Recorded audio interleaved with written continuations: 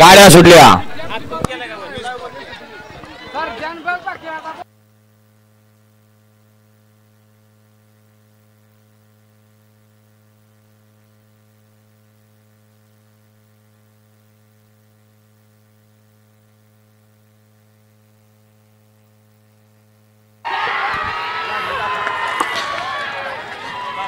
अतिशय सुंदर पाठीमागील गाड्याने लक्ष द्या।